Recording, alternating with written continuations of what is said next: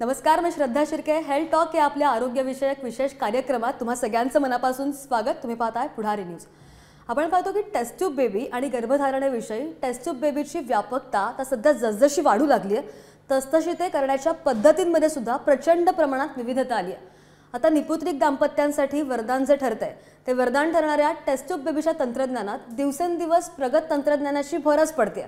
आणि आपण जर दुसरीकडे पाहिलं तर आधुनिक मुली ज्या आहेत त्या करिअर प्रधान असल्या कारणाने स्वयंसिद्ध होईपर्यंत लग्न, गरोदरपणा किंवा मुलं या गोष्टी त्या पुढे ढकलतात. पण याचे नेमके परिणाम काय होतात याकडे सुद्धा आपण लक्ष दिलं पाहिजे, पाहिलं पाहिजे. आणि याच संदर्भातल्या उपायांसाठी किंवा अधिकची माहिती जाणून घेण्यासाठी आपल्यासोबत डॉक्टर उमेश मराठे आहेत. डॉक्टर नमस्कार. नमस्ते. डॉक्टरांचा मी थोडक्यात परिचय करून देते. डॉक्टर उमेश मराठे हे गायनेकोलॉजिस्ट, एंडोस्कोपिक सर्जन आणि इन्फर्टिलिटी स्पेशलिस्ट आहेत. कोची येथून त्यांनी लॅप्रोस्कोपी आणि कोलकातामधून त्यांनी आर्टमध्ये फेलोशिप केली आहे. जर्मनीच्या ओल्डेनबर्ग विद्यापीठातून डॉक्टरांनी आर्टमधून डिप्लोमा आणि फेलोशिप सुद्धा केली आहे. डॉक्टरांनी आजवर 10,000पेक्षा जास्त लॅप्रोस्कोपी सर्जरी यशस्वीरित्या पार पाडल्यात. आजपर्यंत 2,000हून जास्त वंध्यत्वबाधित जोडप्यांना यशस्वीरित्या कमीत कमी खर्चात त्यांनी अपत्य प्राप्ती दिली आहे. डॉक्टर 2020-21 मध्ये IMAचे नाशिक जॉईंट सेक्रेटरी होते. तर नॉक्स म्हणजेच नाशिक डिस्ट्रिक्ट गायनेकोलॉजी आणि ऑब्स्टेटिक सोसायटी 2019-20 चे सेक्रेटरी सुद्धा होते. डॉक्टरांना अनेक प्रसारण माध्यमांनी आयोजित केलेल्या सर्वेक्षणानुसार स्प्राउटिंग सेट्स IVF आणि फर्टिलिटी सेंटर हे बेस्ट IVF ब्रँड म्हणून 2019 मध्ये संपूर्ण उत्तर महाराष्ट्रामध्ये सन्मानित करण्यात आले. डॉक्टर उमेश मराठे हे रुद्र बहुउद्देशीय संस्था या NGOचे फाउंडर प्रेसिडेंटही आहेत, ज्या डॉक्टर स्वतः आणि त्यांची संपूर्ण टीम नाशिक जिल्ह्यातील दुर्गम भागाचे गरजू लोक आहेत त्यांच्यासाठी विविध स्वरूपात मदतकार्य करते. डॉक्टर उमेश मराठे हे नाशिक रेडिओ 89.6 या कम्युनिटी रेडिओचे संस्थापक सुद्धा आहेत. आणि या रेडिओच्या माध्यमातून उमेश मराठे विविध क्षेत्रांमध्ये नामांकित व्यक्तींना एक हक्काचं व्यासपीठ देऊन जनजागृती करण्याचं काम करतात. आणि आज ते स्वतः स्टुडिओमध्ये आपल्यासोबत उपस्थित आहेत. त्यांच्याशीच आपण संवाद साधणार आहोत. तर आपण जर प्रश्नांना सुरुवात करूया. पहिला म्हणजे असं की बऱ्याच लोकांच्या मनात टेस्ट ट्यूब बेबी हा एक म्हणजे याबद्दल एक गैरसमज असतो आणि ते IVF आणि टेस्ट ट्यूब बेबी हे अगदीच डिफरंट आहेत असं समजतात. तर त्याबद्दल तुम्ही कसं मार्गदर्शन कराल?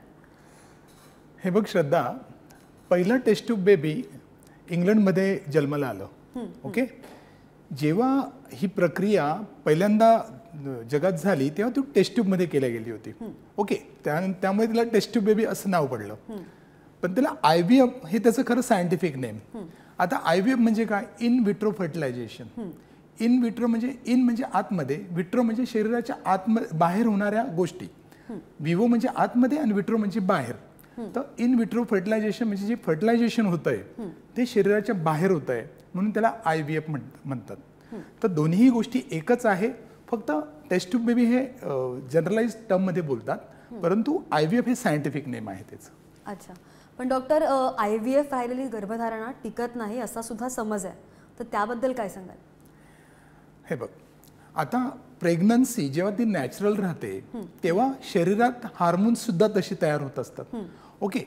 स्त्रीबीज फुटतं, मग शुक्राणू जाऊन स्त्रीबीजाला फलित करतो आणि तो गर्भपिशवीत येऊन स्वतःला रुजवून घेत असतो. ओके. ही नॅचरल प्रक्रिया असते. त्याबरोबर ओव्हरीजमध्ये पण बदल होत असतात, म्हणजे बिजांडा कोशामध्ये. मग तिथनं हार्मोन रिलीज होत असतात आणि त्या प्रेग्नन्सीला वाढवण्यात मदत करतात. जेव्हा ते फर्टिलायझेशन आपण शरीराच्या बाहेर करतो, लॅबमध्ये करतो आणि रेडीमेड गर्भपिशवीत ठेवतो, तेव्हा हार्मोन्स आतमध्ये तयार नसतात, कारण की आपण हे आर्टिफिशियली सगळं करतोय. राईट. त्यामुळे नॅचरली तिच्या आईच्या शरीरात ते हार्मोन तयार होत नाही, मग ते बाहेरनं द्यावे लागतात. त्यामुळे अशा प्रेग्नन्सीज थोड्या नॅचरल प्रेग्नन्सीपेक्षा थोडा त्यांना सपोर्ट कमी असतो. आय मीन हार्मोनल सपोर्ट किंवा फिजिओलॉजिकल चेंजेस जे काही प्रेग्नन्सीत होतात ते कमी असतात. तर टेस्ट ट्यूब बेबी हा कॉन्सेप्ट काय आहे तो सरांनी आपल्याला समजला. डॉक्टर, अजून एक यावर महत्त्वाचं विचारावं असं वाटतं की म्हणजे IVFची जी ट्रीटमेंट आहे ते जे होणारे बाळ जे होतं ते इतरांपेक्षा वेगळं असतं का? मुळीच नाही. हा देखील एक गैरसमजच आहे. आता एक सायकल कशी कंप्लीट झाली, ज्या मुली टेस्ट ट्यूब बेबीनी जन्माला आलेल्या आहेत, म्हणजे पहिली जी लुईस ब्राऊन म्हणून जी आली होती तिला देखील बाळ झालं काही 7-8 वर्षापूर्वी. आणि त्यानंतर भारतातली पण एक कनुप्रिया म्हणून एक मुलगी आपल्या दुर्गा म्हणतो आम्ही तिला, ती सुद्धा कलकत्त्यामध्ये फर्स्ट टेस्ट ट्यूब बेबी आपल्या देशातली, तर तिला सुद्धा बाळ झालंय. ओके, एक सायकल तयार झाली. ओके, बाकीच्या गोष्टी ज्या काही आहे म्हणजे तुम्ही बुद्ध्यांक म्हणाल किंवा फिजिकल काही डिसॅबिलिटी म्हणाल, आता रिप्रोडक्शन जसं मी म्हटलं तिला बाळ झालं म्हणजे रिप्रोडक्टिव्ह सायकल कंप्लीट झाली, राईट. तर असं मुळीच नाही आहे की ही बाळांना काही आय मीन ते वेगळी असतात किंवा यांच्यात काही प्रॉब्लेम्स असतात किंवा काही एक्स्ट्रा असतात, असं मुळीच नाही आहे. ही बाळं नॉर्मल असतात. काही गोष्टी असतात काही 0.% येतात किंवा इक्सीच्या बाळांना काही कंजेनिटल ॲनोमली असतात, पण मुळीच नाही आहे तसं. दॅट इज व्हेरी म्हणजे त्याच्यावर असं 100% तुम्ही म्हणू शकत नाही. पण ही बाळं आता आमच्या सेंटरला सुद्धा मोर दॅन 2000 बाळं जन्माला आलीत, पण सगळी बाळं नॉर्मल आहेत, तसं मुळीच काही नाही आहे. अच्छा, पण हे सर आता IVF केलं आणि त्यानंतर मग महिला ट्रॅव्हल करू शकतात का, किंवा मग लहान सहान कामं जी आहेत घरातली किंवा ती करू शकतात का, किंवा 9 महिने आराम करावा लागतो, झोपून राहावं लागतं, किंवा मग त्यांना इंजेक्शनसुद्धा घ्यावं लागतं, हे सुद्धा ऐकलंय मी. हे बघ, IVFची प्रेग्नन्सी एकदा प्रेग्नंट झालं, प्रेग्नन्सी राहण्याच्या आधी तुम्हाला इंजेक्शन्स घ्यावी लागतात. ओके, जी प्रक्रिया आहे त्या प्रक्रियामध्येच एक 10 दिवस इंजेक्शन्स असतात. ओके, आता IVF बद्दल गैरसमज असा आहे की IVFची ट्रीटमेंट ही खूप पेनफुल असते, परंतु इंजेक्शन जे आहेत ते सुद्धा आता बऱ्यापैकी त्याचं वॉटर बेस्ड इंजेक्शन्स आलेत. पूर्वी ऑइल बेस्ड इंजेक्शन्स होते, ते पेनफुल असायचे.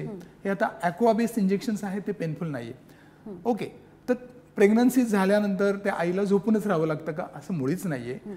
कारण की हे सायन्स नवीन आहे, लक्षात घे. हे सायन्स जसं जसं दिवस जात आहेत हे सायन्स आपल्याला त्यातल्या बऱ्याचशा गोष्टी कळत आहेत. म्हणजे पहिली बेबी 40-45 वर्षापूर्वी जन्माला आली आहे, म्हणजे रिसेंट सायन्स आहे. परंतु पूर्वी कसं होतं ना, सायन्सबद्दल कमी माहिती होती 25 इयर्स बॅक, 30 इयर्स बॅक, त्यामुळे बऱ्याचशे केअरफुली सगळं करायचे. पण आता असं मुळीच नाही आहे की तिला झोपूनच राहावं लागतं. आणि म्हणजे इवन माझ्याकडे अनेक मुली, आता जसं तू सुरुवातीला म्हटलीस की मुली करिअरमुळे लेट प्रेग्नन्सी ठेवत आहेत, तर बऱ्याचशा मुली ज्या करिअर ओरिएंटेड असतात, ज्या जॉब करत असतात, त्या ही ट्रीटमेंट घेतात आणि त्यांना 9 महिने किंवा 1.5-2 वर्ष एवढी सुट्टी पण मिळणं अवघड असतं आणि त्यांना सुद्धा ते करायचं नसतं. त्यामुळे ह्या मुली पूर्ण 9 महिने I mean along with pregnancy त्या जॉब देखील करतात. तर 9 महिने म्हणजे बँकेतले अधिकारी असतील, इवन पोलीस दलातल्या पण मुली असतील, त्या पूर्ण 9 महिने जॉब करून मी त्यांना सांगत असतो पूर्ण जॉब करा. त्यामुळे असं काहीही नाही की त्यांनी झोपूनच राहायला पाहिजे, तर तो एक गैरसमज आहे, तसं काही नाही. त्यामुळेच बरेचशी लोक, म्हणजे मला आश्चर्य वाटतं की खूप लोक ट्रीटमेंट करत नाही, मग मला 2 वर्ष घरी बसावं लागेल किंवा मला 9 महिने पूर्ण घरी, असं मुळीच नाही आहे. तुम्ही तुमचा जॉब पण करू शकतात आणि ही प्रेग्नन्सी सुद्धा ठेवू शकतात. जर एखाद्या कपलला आता IVF सजेस्ट केलं तर मग त्या कपलला हॉस्पिटलमध्ये किती वेळ थांबायला लागला, म्हणजे किती पिरियड ऑफ टाइम थांबावं लागतं? जेव्हा आपण IVFची ट्रीटमेंट सुरू करतो, सुरुवातीला तिला 9 दिवस फक्त इंजेक्शन घ्यायला यायचं असतं. पण आता अशी पण इंजेक्शन्स आहेत की आम्ही ती तिच्याबरोबर पॅक करून देतो आणि ती घरी घेऊ शकते, किंवा तिच्या घराजवळ कोणी चांगली सिस्टर असेल किंवा डॉक्टर असेल तर त्यांच्याकडनं देखील घेऊ शकते ती. त्यानंतर 9व्या दिवशी, फक्त 6व्या दिवशी एकदा तिला सोनोग्राफीसाठी यायचं असतं आणि 9व्या दिवशी सोनोग्राफीसाठी यायचं असतं, कारण की अंडी वाढलीत की नाही आम्हाला बघायचं असतं. त्यामुळे त्या 2 व्हिजिट कंपल्सरी असतात. 9व्या दिवशी तिने जर एक ट्रिगरचं इंजेक्शन असतं, तिने ते इंजेक्शन आमच्यासमोर घेतलं तर बरं असतं. ते एक इंजेक्शन घ्यायला तिला यावं लागतं आणि मग 36 तासांनी तिला आम्ही सकाळी बोलवतो, एक छोटी भूल देतो, ऑपरेशन थिएटरमध्ये घेतो आणि अंडे काढण्याची प्रक्रिया करतो. ओके, त्यानंतर तिला जर फ्रेश ट्रान्सफर करायचं असेल, म्हणजे लगेच गर्भ तयार करून लगेच टाकायचे असतील, तर 3ऱ्या दिवशी तिला किंवा 5व्या दिवशी बोलून ते गर्भ ट्रान्सफर करतो. ती पण प्रक्रिया 20 ते 25 मिनिटाची असते. ओके, मग आता तू बघितलं की कंपल्सरी व्हिजिट ह्या 4 ते 5च आहेत. त्यामुळे खूप वेळ यावं लागतं, खूप थांबावं लागतं असं मुळीच नाहीये. त्यामुळे ही ट्रीटमेंट आता सोपी झाली आहे. जसं जसं त्याबद्दल गैरसमज दूर झाले किंवा नवीन नवीन तंत्रज्ञान यायला लागलंय, त्याच्याबद्दल माहिती वाढायला लागली, तर ऑब्व्हियसली ते सिम्पल झालंय. तुम्ही जॉब करून सुद्धा ही ट्रीटमेंट घेऊ शकतात. अच्छा, तर टप्प्याटप्प्याने सर सांगतात आपल्याला ही प्रोसेस बिलकुल म्हणजे इझी आहे, जितकी वाटते तितकी हे नाही आहे, डिफिकल्ट नाही आहे. पण सर आता तुम्ही मगाशी जसं म्हणालात की बऱ्याच महिलांना गैरसमज असतो की ही जी ट्रीटमेंट आहे IVFची ती बरीच पेनफुल आहे, कारण IVF करण्यासाठी म्हणजे ॲप्रोच करण्याअगोदर त्यांनी बरेच यूट्यूबवर व्हिडिओजसुद्धा पाहिलेले असतात. त्याच्यामुळे त्याबद्दल तुम्ही कसं त्या महिलांना मार्गदर्शन करू शकता? सर्वप्रथम यूट्यूब किंवा कुठलाही सोशल मीडिया असेल, हा सोशल मीडिया तुम्हाला फक्त ज्ञान देऊ शकतो, पण डिटेल आपल्याला कळत नाही त्यात. मला असं वाटतं तुम्हाला त्या गैरसमज असतील, जे काही तुमचे गैरसमज, म्हणजे यूट्यूबवर तुम्ही फक्त माहिती घ्या, परंतु डिटेल कुठल्याही प्रक्रियेची माहिती तुम्ही डॉक्टरशी चर्चा करू शकतात. आता आपण मूळ प्रश्नावर येऊ. श्रद्धा म्हणते की पेनफुल असतं का? तर मुळीच नाही. हा पण एक म्हणजे पूर्वी कसं, मी जसं सुरुवातीला बोललो की पूर्वी इंजेक्शन्स हे ऑइल बेस होते, आता ॲक्वा बेस आहे. आता काही सबक्युटॅनस इंजेक्शन म्हणजे स्किनच्या खालीच द्यायचे इंजेक्शन्स असतात, हे पेनफुल मुळीच नसतात. म्हणजे मी एक्सप्लेन करत असताना सांगत असतो पेशंटला की तुम्ही डायबिटीजची कशी ट्रीटमेंट, इन्सुलिनचे इंजेक्शन कसे घरी घेतले जातात, ते ते रोज घेतात, 3 वेळा घेतात दिवसातनं, ते कुठे पेनफुल असतात, ते आनंदाने घेत असतात डायबिटिकचे पेशंट. त्याच टाईपचे इंजेक्शन्स असतात, ते तुम्ही घरी घेऊ शकतात, त्यामुळे पेन पार्ट हा नाही आहे. बरं, दुसरी प्रक्रिया जी इम्पॉर्टंट प्रक्रिया आहे, म्हणजे इंजेक्शनचा विषय संपला, आता इम्पॉर्टंट प्रक्रिया जी आहे ती आहे OPU, म्हणजे अंडे काढण्याची प्रक्रिया. ही छोटी प्रक्रिया आहे, ही शॉर्ट ॲनेस्थेशिया आम्ही देतो त्याला. परदेशात इवन हे अंडर लोकल ॲनेस्थेशियामध्ये करतात, परंतु आपल्याकडे आपण शॉर्ट ॲनेस्थेशिया देऊन करतो, म्हणजे आपल्या भारतात तशी पद्धत आहे.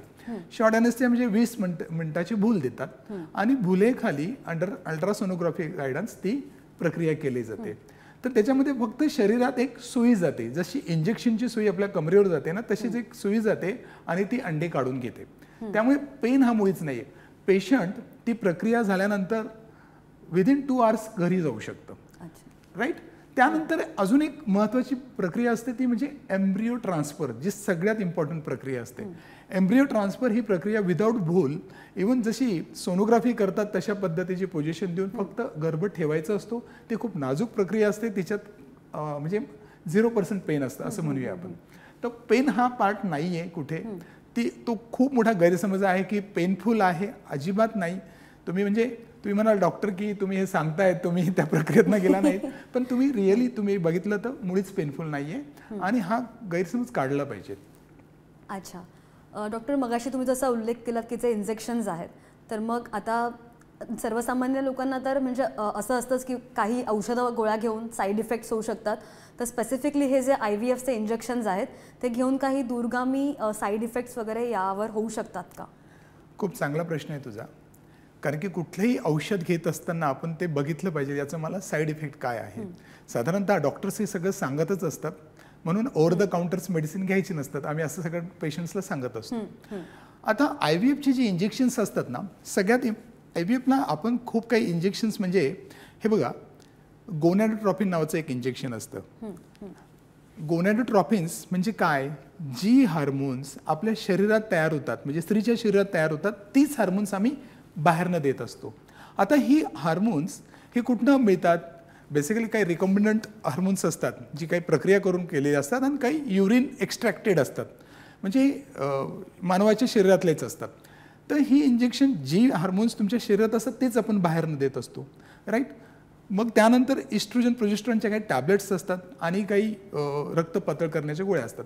ही कुठलीही औषधं, यांचा लॉंग टर्म स्टडीज आहे, कुठल्याही औषधांचा काही त्याच्या म्हणजे त्या स्त्रीच्या शरीरावर काही वाईट परिणाम होत नाही. आणि जसं मी हे सांगायचं तात्पर्य हेच की जी नॅचरली माझ्या शरीरात तयार होत तेच मी घेते, अशी एक भावना जर असली तर कुठलाही साईड इफेक्ट होत नाही. कारण की जसं मी म्हटलं, the same thing which is in your body आपण ते बाहेर न देतोय.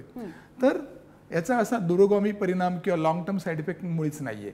ओके, आता कुठलंही औषध घेतलं जे बनवताना त्याचा एक बेस असतो किंवा काय ॲलर्जन्स असतात, तर ॲलर्जिक रिॲक्शन प्रत्येक गोष्टीची होऊ शकते. साध्या इंजेक्शनची देखील ॲलर्जिक रिॲक्शन होऊ शकते, तेवढीच फक्त, परंतु लॉंग टर्म कुठलाही साईड इफेक्ट नाहीये. अच्छा, तर ही प्रोसेस इतकी इझी सर, जे टप्प्याटप्प्याने आपल्याला समजवतात आणि कोणतेही साईड इफेक्ट्स नाही आहेत जे IVFचे इंजेक्शन्स घेतो आपण त्यासाठी, हे सुद्धा डॉक्टरांनी खूप छान स्पष्ट केलं आहे, मार्गदर्शन केलं आहे. डॉक्टर, आणखी एक प्रश्न आहे की म्हणजे ज्यांना हा कॉन्सेप्ट आता माहीत नाही किंवा आपले प्रेक्षक पाहतच असतील, पण ही संपूर्ण प्रक्रिया फारच खर्चिक असते असं काही जणांचा समज आहे, तर त्यावर सुद्धा तुम्ही मार्गदर्शन करा. हो, IVF प्रक्रियेमध्ये अनेक गोष्टी इन्व्हॉल्ड असतात.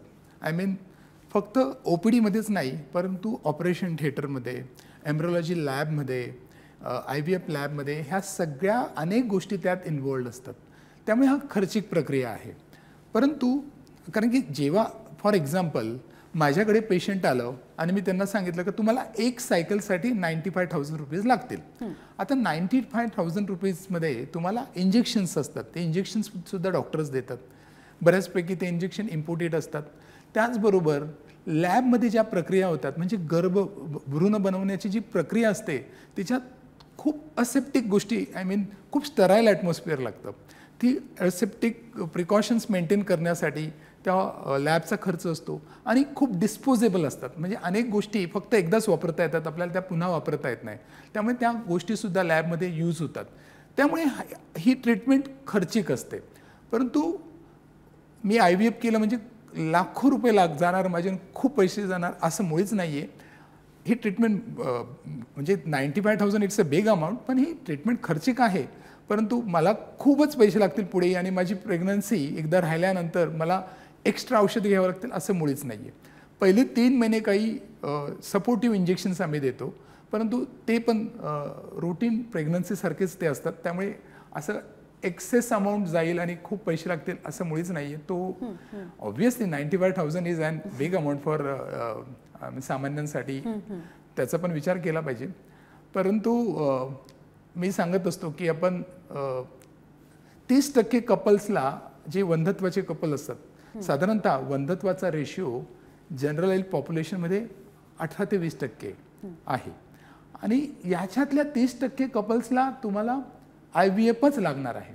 परंतु काय होतं ना, बऱ्याच वेळा IVF हा शब्द ऐकला की ती कपल्स थोडी घाबरतात आणि मग ट्रीटमेंट सोडून देतात. म्हणजे त्या कपल्सला सुद्धा मला सांगायचं की तुम्हाला जर एखाद्या तज्ज्ञाने, IVF तज्ज्ञाने सांगितलं की तुम्हाला IVF लागणार आहे, तुम्ही ती ट्रीटमेंट करून घ्या. कारण की तेव्हा जो तुम्हाला सांगतोय की तुम्हाला IVFनेच बाळ होईल, तर त्याला माहिती असतं काय कॉजेस आहे, तुम्ही नॉर्मल नॅचरल प्रेग्नंट होऊ शकत नाही. तर ह्या टेक्नॉलॉजीचा आपण वापर करून घेतला पाहिजे आणि ती ट्रीटमेंट केली पाहिजे. मग काय होतं ना, 2-3 वर्ष त्याच्यात जातात आणि तुम्ही वारंवार डॉक्टरकडे जातात, हा डॉक्टर बदल, तो डॉक्टर बदल, आणि प्रत्येकजण मग ही टेस्ट कर, ती टेस्ट कर, काही टेस्ट रिपीट केल्या जातात आणि याच्यात तुम्ही मौल्यवान वेळ वाया घालवतात. कारण की स्त्रियांसाठी बेस्ट काळ प्रेग्नंट होण्याचा 20 ते 30 वर्षाचा आहे. आता आपण मॉडर्न वर्ल्ड आलाय, I mean girls are becoming more career oriented, त्यामुळे त्या म्हणतात की आम्ही लेट प्रेग्नन्सी ठेवू. परंतु हे आपली जुनी जाणती लोक जे सांगत होते की लवकर प्रेग्नन्सी होते, पण इम्पॉर्टंट आहे. करिअर आणि प्रेग्नन्सी या दोन्ही गोष्टी त्या व्यवस्थित हाताळू शकतात, परंतु तो वेळ निघून जातो. मग ह्या तुम्हाला 95,000 सांगितले, 1 लाख सांगितले, 1.5 लाख सांगितले आणि तुम्ही त्याच्यात वेळ घालवतात आणि नंतर 35 एजला, तुम्ही 40 एजला गेलात आणि तुम्ही सांगितलं आता आमच्याकडे पैसे आहेत डॉक्टर आणि आम्हाला आता ही ट्रीटमेंट करायची, पण तेव्हा त्या दोघांमध्ये इतके बदल घडलेले असतात आणि त्यांची प्रजनन कॅपॅसिटी कमी होऊन जाते आणि देन मग प्रॉब्लेम्स वाढतात. त्यामुळे ट्रीटमेंट खर्चिक आहे, परंतु ती मला असं वाटतं केली पाहिजे. तर तब्येतीशी संबंधित कोणते प्रश्न विचारतील डॉक्टर, असा विचार करून ज्या महिला असतात त्यांना ही काही गरज नाही, सरळ सरळ डॉक्टरकडे येऊन तुम्ही त्यांना कशाही बाबतीत विचारू शकता या संदर्भात. डॉक्टर, आणि मगाशी तुम्ही जो वयाचा मुद्दा काढलात, तर म्हणजे वयाच्या किती रेंजपर्यंत IVF केलं पाहिजे आणि त्याचा 35 वयानंतरचा रेशिओ काय? खूप खूप चांगला आणि खूप इम्पॉर्टंट प्रश्न आहे. म्हणजे हा सगळ्यांनी ऐकलंच पाहिजे. आम्ही याचं उत्तर लक्षात घ्या. प्रजनन हे जेव्हा पहिली पाळी येते कुठल्याही स्त्रीला, त्याच्यानंतर प्रजननसाठी परिपक्व होत असते. म्हणजे ऑब्व्हियसली आफ्टर 21 इयर्स तिची शरीररचना परिपक्व झालेली असते. ओके, आता स्त्रियांचं आपण बोलूया. स्त्रियांमध्ये जी बीजांडाकोशात अंडी असतात त्या अंड्यांची संख्या जेव्हा ती मुलगी तिच्या आईच्या गर्भात असते, गर्भपिशवीत असते किंवा गर्भात असते, तेव्हाच ती ठरलेली असते. मग त्याची संख्या कमी कमी होत असते. जेव्हा तिला पहिली पाळी येते तेव्हा त्याची संख्या एक फिक्स होऊन जाते आणि दर महिन्याला तिची संख्या कमी होते. आता एक सिंपल अंडरस्टँड करण्यासाठी मी सांगतोय की तिला जेव्हा पहिली पाळी येते तेव्हा तिची अंडी वापरायला सुरुवात होते. भलेही स्त्रीबीज एक तयार होत असेल, परंतु अनेक अंडी रिक्रूट केल्या जातात. म्हणजे समजा 100 अंडे रिक्रूट केल्या जातात, त्यातलं एकच अंड वाढतं आणि ते प्रेग्नन्सी म्हणजे स्त्रीबीज तयार करतं. तर असं दर महिन्याला अनेक वेव्स तयार होतात शरीरात आणि ती अंडी तयार होण्यासाठी बाहेर येत असतात, परंतु एकच अंड तयार होतं. असं होत होत होत म्हणजे 20 म्हणजे समजा पाळी 16व्या-17व्या वर्षी आली असेल, तर तेव्हापासनं 45 वयापर्यंत ही सगळी प्रक्रिया चालू असते. म्हणजे दर महिन्याला अंडी ही संपत राहतात आणि 45 काही जणांच्या आता तर ते सुद्धा की लवकर पाळी जायला लागली आहे मुलींची, तर 42, 44, 45, 48 अशा वेळा ती अंडी संपतात आणि तुम्ही प्रश्न विचारला का IVFचा सक्सेस रेट किती, आपण जर असं विचारलं तर तो पण एजनुसार बदलतो. तर जगभरात IVFचा सक्सेस रेट 60 ते 70% आहे, पण बेबी कॅरी होम रेट अजून कमी आहे, कारण की नंतर काही प्रॉब्लेम्स होऊ शकतात, गर्भधारणेमध्ये काही अबॉर्ट होऊ शकतात, काही अनेक प्रॉब्लेम होऊ शकतात, त्यामुळे तो कॅरी होम रेट आहे. पण 35 नंतर तो प्रेग्नन्सी रेट कमी होऊन जातो, तो 30 ते 35च राहतो, 40 नंतर तो 25च राहतो. एवढंच आहे की आता आपण पूर्वी कसं होतं ना, एकदा भ्रूण बनवले की त्याच सायकलमध्ये ते ट्रान्सफर करावं लागत होते, परंतु टेक्नॉलॉजी आल्यामुळे आता आपण एका सायकलमध्ये समजा 6 ते 8 भ्रूण बनवले तर तुम्ही 6 ते 7 भ्रूण फ्रीज करू शकतात आणि नंतर फक्त गर्भ सोडण्याची प्रक्रिया उरते, म्हणजे इंजेक्शन्स आणि ओव्हम पिकअप म्हणजे अंडी काढण्याची प्रक्रिया एकदाच होते, फक्त भ्रूण टाकण्याची प्रक्रिया तुम्ही 2-3दा करू शकतात. त्यामुळे प्रेग्नन्सी रेट असा वाढू शकतो. म्हणजे एकदा केलं तर 30% असेल तर 2-3 वेळा केलं तर ऑब्व्हियसली तो पर्सेंटेज वाढेल. अच्छा, नक्कीच. तर तुम्ही पाहिलं असेल की डॉक्टरांनी सगळ्यात छोट्यातल्या छोट्या गोष्टी कॉन्सेप्च्युअल सगळे टप्प्याटप्प्याने आपल्यासमोर मांडलेले आहेत. जे गैरसमज होते ते सुद्धा दूर केलेले आहेत आणि फार छान त्यांनी उत्कृष्टरित्या डॉक्टरांनी आपल्याला मार्गदर्शन केलं आहे, जेणेकरून तुम्ही सुद्धा व्यवस्थित खबरदारी घेऊ शकता, काळजी घेऊ शकता. आणि डॉक्टर, तुम्ही आज इथे आलात आणि आमच्या प्रेक्षकांना खूप छान असं मार्गदर्शन केलं, त्यासाठी तुमचे मनापासून आभार आणि धन्यवाद. तर हेल्थ टॉक या आपल्या आरोग्यविषयक विशेष कार्यक्रमात वेळ झाले इथेच थांबायची. ताज्या अपडेटसाठी पाहत रहा पुढारी न्यूज.